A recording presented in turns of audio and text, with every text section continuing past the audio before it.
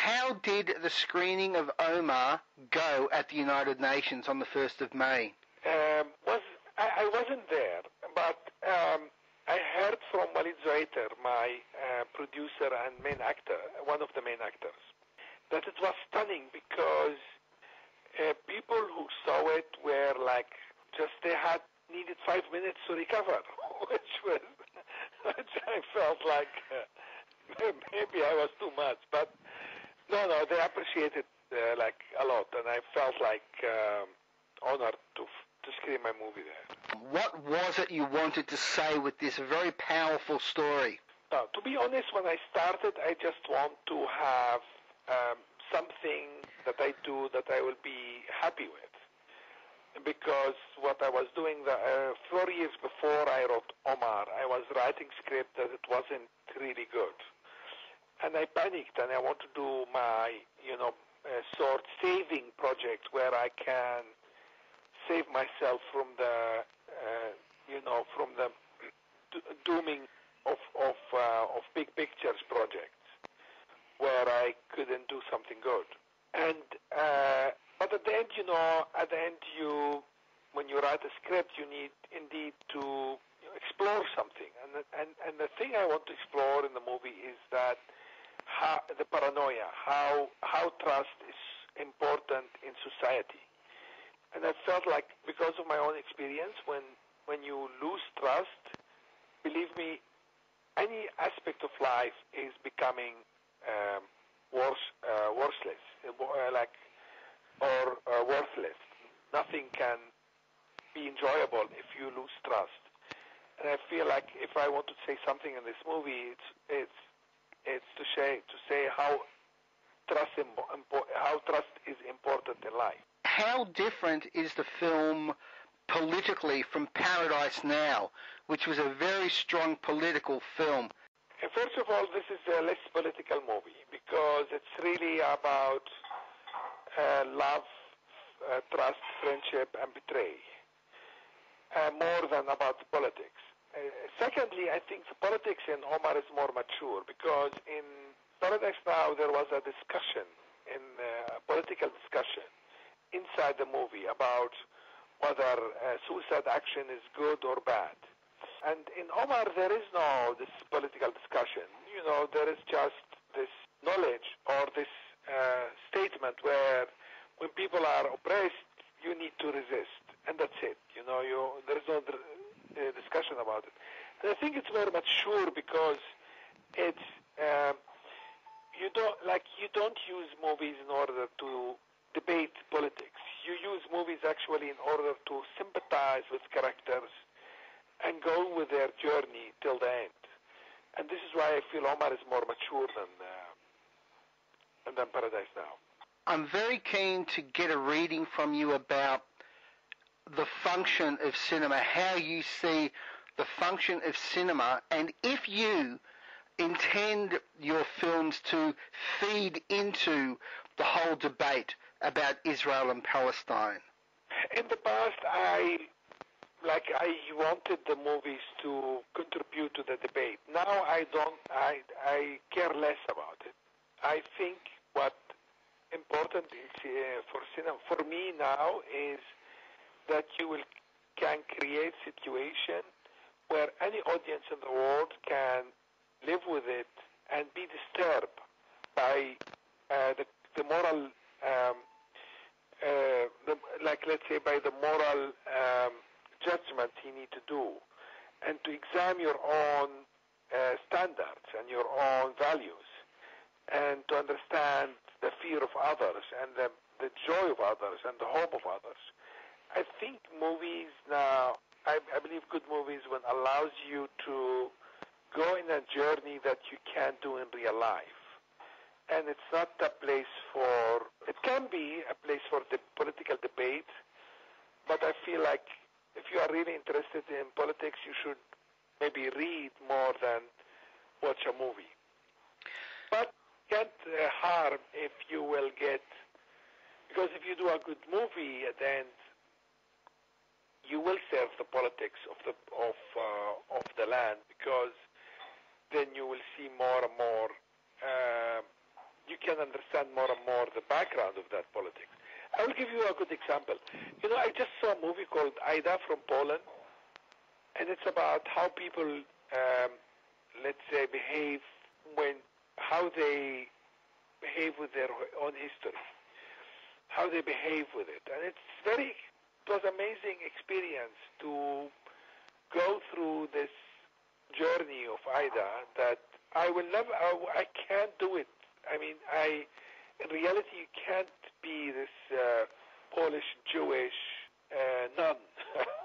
But I felt like I had an enrichment of experience, and this is why. And it's not about the politics of things. It's about really the journey of human beings inside a situation that partly is politics and partly is humanity.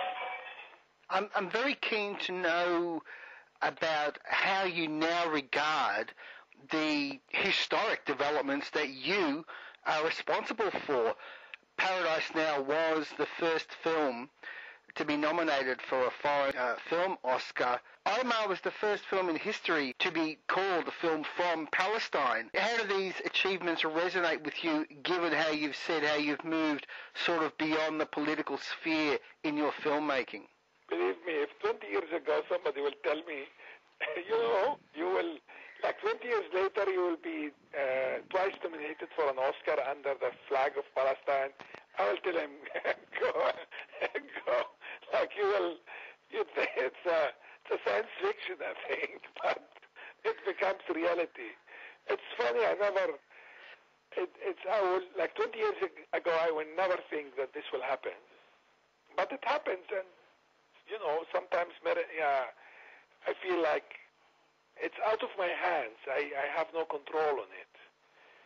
The only thing what I do is making movies, and all the other recognition is really on the hands of others. Do you think that films from the Middle East are helping change things, or are they reflecting change that would happen anyway? Because there have been a number of films, Waltz with Bashir, The Other Son, Lemon Tree, Five Broken Cameras, for instance, that seem to be very critical of the Israeli occupation, which is not something that we had beforehand.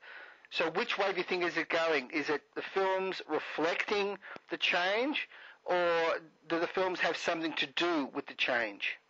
I believe both. Because I believe more reflecting than change, because if it's true, films can help in the change, we would now be liberated. But so many movies being made, and yet we are under occupation. I think it's a reflection of the change. You can't and this is why also I'm not so interested anymore in the politics, because I know that occupation will end sooner or late. Because there is no endless oppression. Doesn't exist. And this is why I don't want to do a movie that will die with the occupation. You want to do movies that will survive the occupation. And this is why it's more reflection now than influencing, because in general, for sure, art is influencing life, but also good art is influenced by the life. I mean, it's both. Oh, how big a difference did it make to your life that you were born and raised in Nazareth, which is an Arab-Israeli town? Can you just clarify for us how you identify yourself and whether being born in Nazareth made a big difference to your view on things? Oh, first of all, I never describe myself as an Arab Israeli. I think it's a very wrong term, and it's very discriminating term, because I am Palestinian. We are from Palestine, and it's all Palestine. And the Jewish state came and changed the name. When you change the name for the sake of a certain group, you don't need, according to the law, not just according to me, you don't change the name for the others. And changing my identity to become a kind of citizen to a state that I did not choose, and it's a state against my existence. You know, it's a kind of, cynical to call me an Arab Israeli. A kind of like, not just, it's a kind of insult.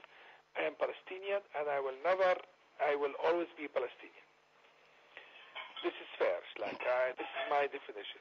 But how living in Nazareth influenced me, I think tremendously, because, listen, I am a Muslim in Nazareth.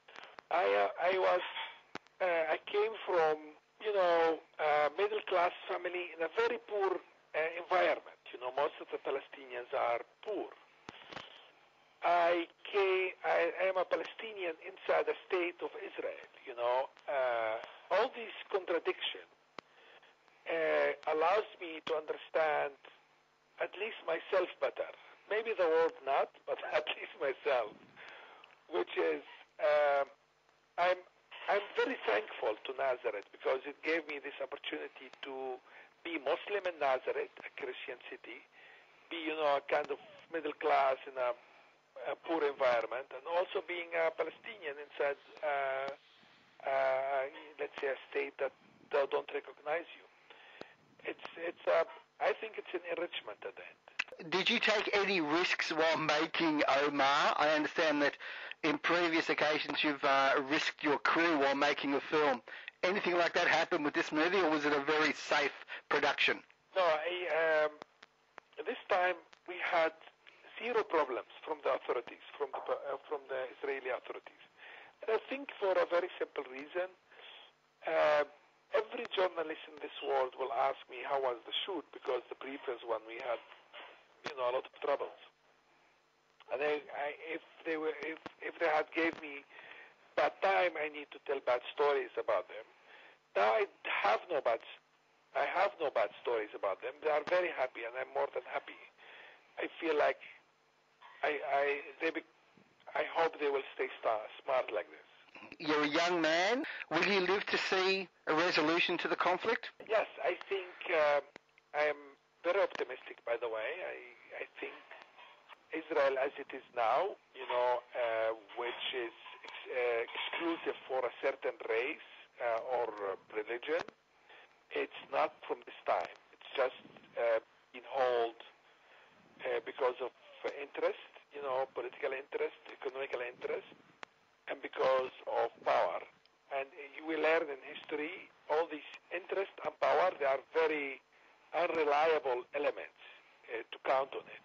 And they are changing, and soon the state will be a state for everybody, that we can all live under the same equality and freedom. The same will be for everybody. And I'm very optimistic. I think very soon this will happen.